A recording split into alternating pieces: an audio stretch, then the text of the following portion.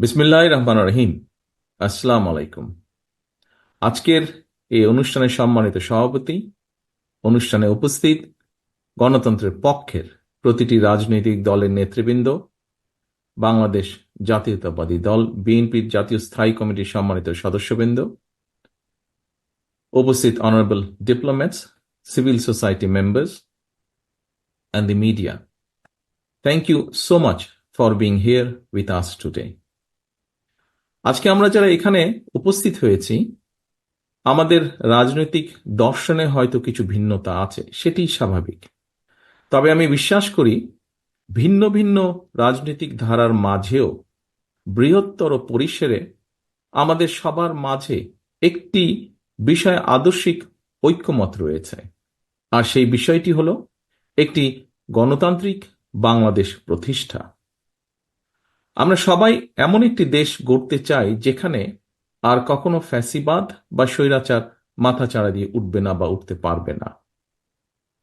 আমরা সবাই একটি স্বাধীন ও সার্বভৌম বাংলাদেশ চাই, যেখানে জনগণের অধিকার ও স্বাধীনতা কেউ কেড়ে নেবে না।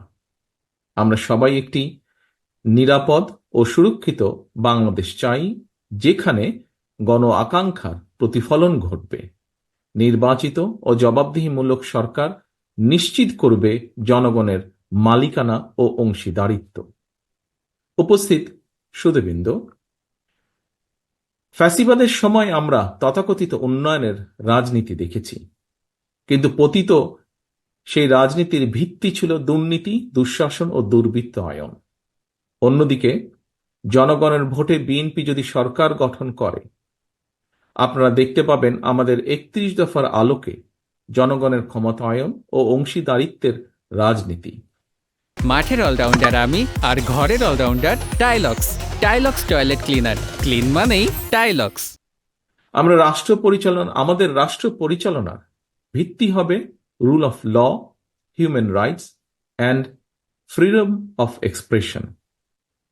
আমরা মনে করি একটি দেশে নির্বাচিত সরকারের প্রথম কাজ হচ্ছে রাষ্ট্রকে নিয়মতান্ত্রিক উপায়ে পরিচালনা করা, যেন রুলস বেসড অর্ডার ঠিক থাকে। রাষ্ট্রে যদি রুল অফ ল থাকে, অ্যাকাউন্টেবিলিটি অ্যান্ড গুড গভর্নেন্স থাকে, তাহলে ন্যাচারালি সেখানে সাস্টেনেবল এবং ইনক্লুসিভ ডেভেলপমেন্ট হবে। আওয়ামী লীগের মতন পরিবারতন্ত্র বা অলিগার্কি তৈরি হবে না। ডিভিশন এবং ডিসক্রিমিনেশন থাকবে না। সমাজের প্রতিটি স্তরে পলিটিসাইজেশন বা ইনস্টিটিউশনাল কলাপস ঘটবে না। আমরা যদি একটি রুল বেসড রাষ্ট্র কাঠামো নিয়ে আসতে পারি, সারা পৃথিবী থেকে প্রাইভেট ইনভেস্টমেন্ট এবং প্রাইভেট ক্যাপিটাল নিজ গতিতেই বাংলাদেশে আসবে। আমাদের পাবলিক সেক্টরের সাথে কাঁধে কাঁধ মিলিয়ে কাজ করবে, যা দেশের উন্নয়ন ও উৎপাদনে ভূমিকা রাখবে। প্রিয় উপস্থিতিবৃন্দ, আমরা নিশ্চিত করতে চাই, সর্বোচ্চ চেষ্টা থাকবে আমাদের, আগামীর বাংলাদেশে আর কোনো ব্যক্তি, এমনকি প্রধানমন্ত্রীও স্বৈরাচারী হয়ে ক্ষমতার অপব্যবহার যেন করতে না পারে বা পারবে না। রাষ্ট্রের সর্বোচ্চ পর্যায় থেকে শুরু করে সরকারের প্রতিটি লেভেলে চেষ্টা করা হবে নিশ্চিত করতে কেউ জবাবদিহিতার ঊর্ধ্বে নয়, কেউ আইনের ঊর্ধ্বে নয়। বিএনপি রাষ্ট্র পরিচালনার দায়িত্ব পেলে আমরা দলমত নির্বিশেষে প্রতিটি নাগরিকের মত প্রকাশের স্বাধীনতা নিশ্চিত করতে চাই। ঠিক যেভাবে আজ থেকে ২ দশক আগে বিএনপি সরকারের সময় বাংলাদেশে মিডিয়া নির্ভয়ে সরকারের সমালোচনা করতে পারত, কার্টুন আঁকতে পারত। আপনাদের অনেকেরই নিশ্চয়ই মনে আছে, তৎকালীন প্রধানমন্ত্রী বেগম খালেদা জিয়া এবং আমাকে নিয়ে মিডিয়ার একাংশ ভিত্তিহীন সংবাদ পরিবেশন করেছিল, media trial and propaganda campaign করেছিল। কিন্তু আমরা তার প্রতিদানে কোনো মিডিয়ার কণ্ঠরোধ করিনি, কিংবা কাউকে হেনস্থা করার চেষ্টাও করিনি। আমরা চেষ্টা করিনি কোনো সম্পাদককে জেলে পাঠানোর।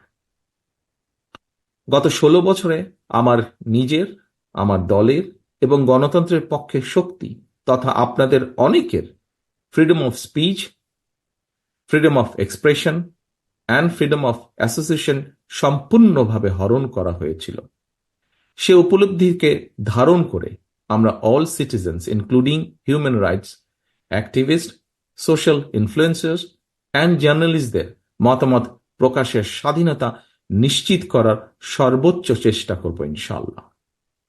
আমাদের লক্ষ্য এমন একটি রাষ্ট্র কাঠামো গড়ে তোলা যেখানে ইউটিউব, ফেসবুক এবং আদার অনলাইন প্ল্যাটফর্মে নিজেদের ভাবনা প্রকাশের কারণে কিংবা প্রধানমন্ত্রী সহ গুরুত্বপূর্ণ ব্যক্তিদের বিষয় মন্তব্যের দায়ে কাউকে যেন হেনস্থা করা না হয়। সত্য গোপন করতে main stream and social media যেন বাধ্য না থাকে, তেমনি মিথ্যা তথ্য দিয়ে সেটি প্রচারেও সরকার কাউকে চাপ দেবে না। তবে প্রিয় উপস্থিতবৃন্দ, দেশ গঠনের দায়িত্ব সবার এবং আমরা মিডিয়ার নিউট্রাল এবং অবজেক্টিভ রোল প্রত্যাশা করি। Extrajudicial killing, enforced disappearance, excessive use of force, politically motivated trial, mass arrest without warrant, and gross human rights violationের যে ভয়ের সংস্কৃতি গত 16 বছরে গড়ে উঠেছিল, জনগণের ভোটে নির্বাচিত বিএনপি সরকারের সর্বোচ্চ চেষ্টা থাকবে সেটি নির্মূল করার জন্য। ইউনিভার্সাল ডিক্লারেশন অফ হিউম্যান রাইটসের অনুসারে আমরা নিশ্চিত করার চেষ্টা করব প্রতিটি নাগরিকের মানবিক ও মৌলিক স্বাধীনতা। উপস্থিত সম্মানিত সুধীবৃন্দ, ক্ষমতার পরিবর্তন মানে কেবল একটি দল থেকে অন্য দলের কাছে রাষ্ট্রের ক্ষমতা হস্তান্তর নয়, বরং ক্ষমতার পালাবদলে এমন একটি রাজনৈতিক সংস্কৃতির সূচনা হওয়া উচিত যেখানে সমাজের পরিবর্তিত অবস্থা ও জনগণের আকাঙ্ক্ষার প্রতিফলন থাকবে বা দেখা যাবে। ফ্যাসিবাদের পতনের পর গত 3 মাসে বিএনপির জাতীয় নেতৃবৃন্দ এমন অনেক উদ্যোগ গ্রহণ করেছেন যাতে রাজনীতিতে আধুনিকায়নের উন্মেষ ঘটে। সেই সব উদ্যোগকে তারুণ্যের উদ্দীপনায় দেশ জুড়ে প্রতিপালন করেছে বিএনপির তৃণমূল। ফলে আপনারা দেখেছেন অতীতের মতোই কিভাবে বিএনপির নেতাকর্মীরা বন্যার সময় সর্বোচ্চ সাংগঠনিক শক্তি ও সাহায্য নিয়ে জনগণের পাশে দাঁড়িয়েছে, গণ অভ্যুত্থানে শহীদ ও আহত পরিবারগুলোকে আন্তরিক সহায়তা প্রদানের চেষ্টা করেছে, জনদুর্ভোগ এড়াতে মোটরসাইকেল বহর বা শোভাযাত্রা থেকে নিজেদের বিরত রেখেছে বা রাখার চেষ্টা করছে, পলিটিক্যাল প্রোগ্রাম শেষে অত্র স্থান ক্লিন এবং টাইডি রাখার চেষ্টা করছে, নগরের দেওয়াল থেকে ব্যানার এবং পোস্টারগুলো অপসারণ করছে বা করার চেষ্টা করছে, ত্বরান্বিত করার চেষ্টা করছে জনসম্পৃক্ত এবং সমাজ বান্ধব রাজনীতিকে। আপনাদের নিশ্চয়ই মনে আছে শেখ হাসিনার 16 বছরের শাসন আমলে আওয়ামী লীগের নেতাকর্মীরা সীমাহীন খুন, হামলা, ধর্ষণ ও চাঁদাবাজির মতন অপরাধে জড়িয়ে পড়লেও দলীয়ভাবে তাদের শাস্তি দেবার কোনো ইতিহাস নেই বললেই চলে। সাম্প্রতিক ঘটনাবলী থেকে দেখা যায় 1,500-এরও অধিক গণতান্ত্রিক মানুষকে গণ অভ্যুত্থানে হত্যা করার পরেও আওয়ামী লীগের কোনো নেতার কোনো অনুতাপ, অনুশোচনা বা আত্মসমালোচনার নজির নেই। অপরদিকে আমরা সবাই জানি বিএনপির 60 লক্ষ নেতাকর্মীর বিরুদ্ধে মিথ্যা মামলা রয়েছে, সেই সময় দেওয়া হয়েছে। তারপরেও এত বিশাল সংগঠনের নাম ব্যবহার করে কেউ বিচ্ছিন্নভাবে কোনো অপরাধে জড়িত হলে তা জানা মাত্রই আমরা দ্রুত সাংগঠনিক ব্যবস্থা গ্রহণ করেছি। 5ই আগস্টের পরে দেশে ল অ্যান্ড অর্ডার সিচুয়েশন ভেঙে পড়েছিল, ছিল পুলিশের অনুপস্থিতি। সেই সময় দলীয়ভাবে বিএনপি সাধারণ মানুষের পাশে দাঁড়িয়েছে, দেশকে আগলে রাখার চেষ্টা করেছে, নিশ্চিত করার চেষ্টা করেছে জননিরাপত্তা এবং রাষ্ট্রের স্থিতিশীলতা, প্রতিহিংসার রাজনীতিতে না জড়িয়ে সহিংসতাকে প্রতিহত করেছে এবং সহ অবস্থান নিশ্চিত করেছে। প্রিয় উপস্থিতিবৃন্দ, ফ্যাসিবাদের দোসরদের ঠেকাতে পুজোর সময় বিএনপির নেতাকর্মীরা মন্দির ও উপাসনালয় পাহারা দিয়ে হিন্দু, খ্রিস্টান, বৌদ্ধ সহ সকল মানুষের সুরক্ষায় পাশে দাঁড়িয়েছে। ধর্ম, বর্ণ কিংবা ভৌগোলিক আদর্শ অবস্থানে নির্বিশেষে প্রত্যেক নাগরিক যেন তার ধর্মীয়, রাজনৈতিক, সাংস্কৃতিক ও সামাজিক অধিকার বিনা বাধায় উপভোগ করতে পারে, সেই লক্ষ্যেই মুক্তিযোদ্ধারা লাখো প্রাণের বিনিময় বাংলাদেশ স্বাধীন করেছিলেন। তাই স্বাধীন বাংলাদেশেও তথাকথিত সংখ্যালঘু হিসাবে আমরা কাউকেই বিবেচনা করি না। প্রতিটি নাগরিকের সমান অধিকার ও নিরাপত্তা নিশ্চিত করাই বিএনপির নীতি। এই বাংলাদেশী জাতীয়তাবাদের আদর্শই বিএনপির রাজনীতি। আমরা বিশ্বাস করি ধর্ম, দল ও মত যার যার, তবে অবশ্যই রাষ্ট্র সবার। সম্মানিত অতিথিবৃন্দ, আজ আমরা 31 দফার আলোকে যে আলোচনা এখানে করেছি তা নতুনভাবে সংজ্ঞায়িত করবে বাংলাদেশের আর্থ সামাজিক উন্নয়নকে, আকাঙ্ক্ষার আলো দেখাবে পরিবর্তনকামী গণমানুষকে। রাষ্ট্র কাঠামো মেরামতের এই রূপরেখা তৈরি হয়েছে শহীদ রাষ্ট্রপতি জিয়া রহমানের 19 দফা, দেশনেত্রী বেগম খালেদা জিয়ার ভিশন 2030, বিএনপির জনসম্পৃক্ততা এবং রাজনৈতিক অভিজ্ঞতার আলোকে প্রথমে প্রদত্ত 27 দফার উপর ভিত্তি করে, যা পরবর্তীতে যুগপৎ গণতান্ত্রিক আন্দোলনের শরিক সকল রাজনৈতিক দলের ঐক্য মতে 31 দফায় পরিণত হয়। বর্তমানে দেশে আলোচিত প্রায় সব সংস্কার প্রস্তাবই আমাদের এই 31 দফায় অন্তর্ভুক্ত রয়েছে। তবে আমি সংস্কারের উদ্দেশ্যে বলতে সেটিই বুঝি যে সংস্কারের মাধ্যমে সংবিধানের কয়েকটি বাক্যের পরিবর্তন নয় শুধুমাত্র, বরং মানুষের ভাগ্যের পরিবর্তন হবে। অর্থাৎ একজন মানুষের রোজগারের ব্যবস্থা হবে, তার ও তার পরিবারের আর্থ সামাজিক নিরাপত্তা ও সঞ্চয় নিশ্চিত হবে। আমি সংস্কার বলতে সেটিই বুঝি যা কর্মসংস্থানের মাধ্যমে প্রতিটি নারী ও পুরুষের বেকারত্বের সমস্যার সমাধান করবে।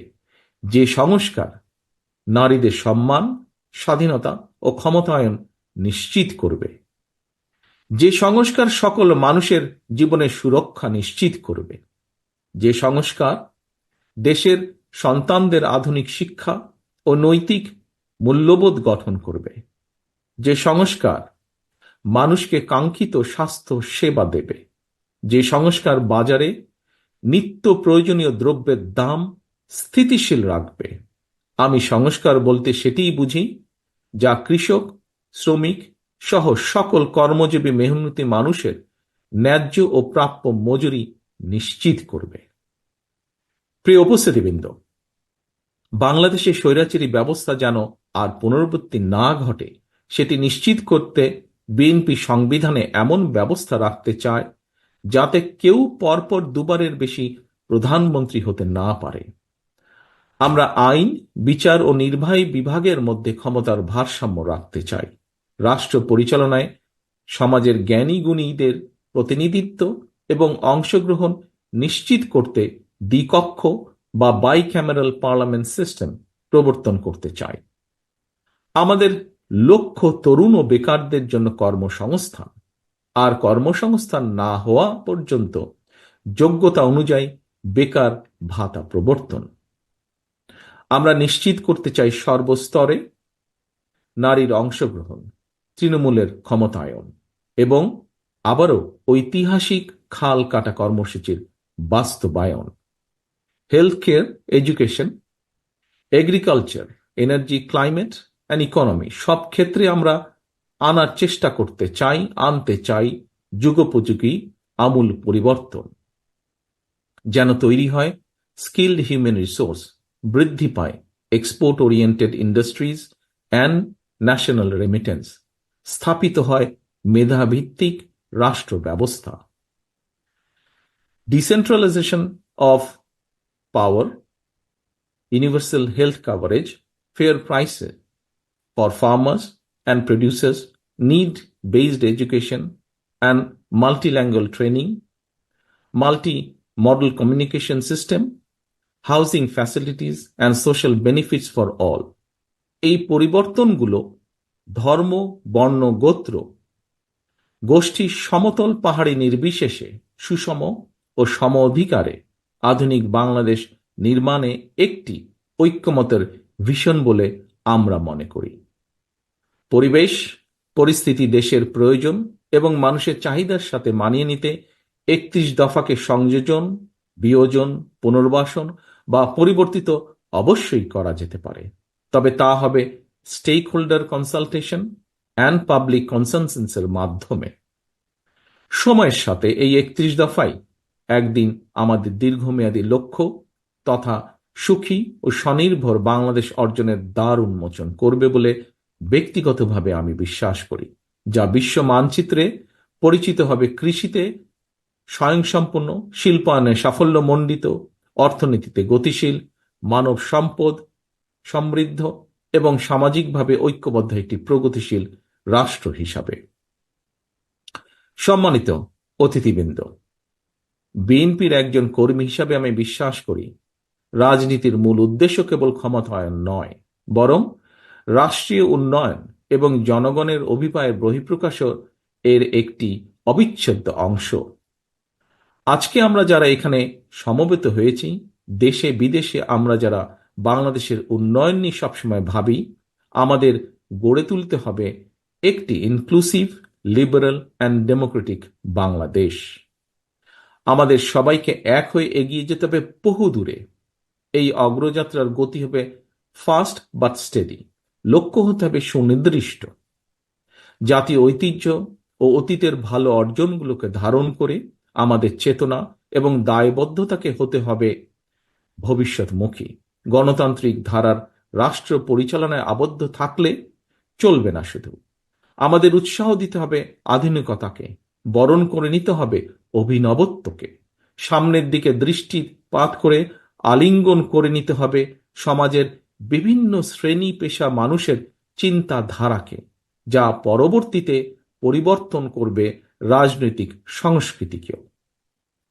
আপনাদের সকলকে আমার বক্তব্য ধৈর্য সহকারে শোনার জন্য ধন্যবাদ জানিয়ে পরিশেষে আমি বলতে চাই, গত 16 বছর ধরে এবং জুলাই আগস্টের অভ্যুত্থানে যারা ফ্যাসিবাদ বিরোধী আন্দোলনে সম্পৃক্ত ছিলেন, গণতন্ত্রের পক্ষের প্রতিটি ব্যক্তি, দল, সংগঠন ও গোষ্ঠী তাদের সকলের আত্মত্যাগের যথাযথ স্বীকৃতি দিয়ে প্রতিটি শ্রেণী পেশার মানুষের অংশগ্রহণমূলককে সম্মান জানিয়ে লুণ্ঠিত ভোটের অধিকার ফিরিয়ে এনে এবং জনগণের ম্যান্ডেট নিয়ে একটি সত্যিকার গণতান্ত্রিক বাংলাদেশ প্রতিষ্ঠা করাই আমাদের সমন্বিত অগ্রাধিকার।